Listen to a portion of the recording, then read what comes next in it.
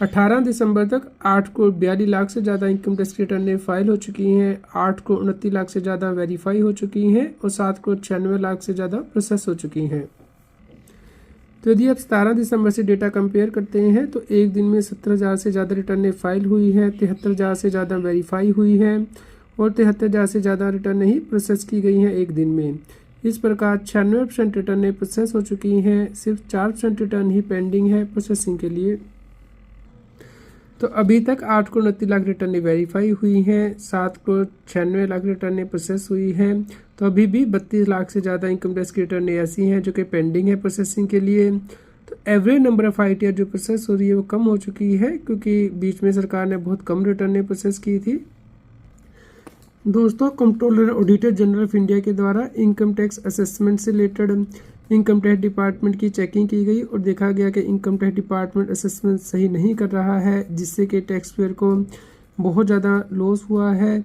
इसलिए यहाँ पे इनकम टैक्स डिपार्टमेंट से उम्मीद की जाती है कि वो अपनी इनकम टैक्स असेसमेंट को सही करेगा, खास करके जो अर्थमेटिकल एरर होती हैं इनकम टैक्स की कंप्यूटेशन करने में, इंटरेस्ट की कैलकुलेशन करने में।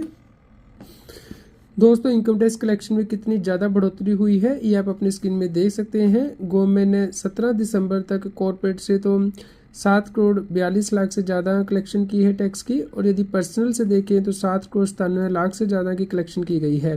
इस प्रकार जो इंडिविजुअल है, नॉन कॉर्पोरेट एसएससी है, उनकी जो ग्रोथ रेट है टैक्स कलेक्शन में वो 22.47% हो चुकी है as compared to financial year 23-24। दोस्तों, यहाँ गवर्नमेंट की क्योंकि टैक्स कलेक्शन बढ़ रही है, इसलिए हम गवर्नमेंट से उम्मीद करते हैं कि जो इनकम टैक्स के रिफंड हैं टैक्स पेयर के, वो भी जल्द से जल्द रिलीज़ किए जाएं, क्योंकि बहुत सी टैक्स पेयर की इनकम टैक्स रिटर्न पेंडिंग है प्रोसेसिंग के लिए हाई रिफंड की वजह से।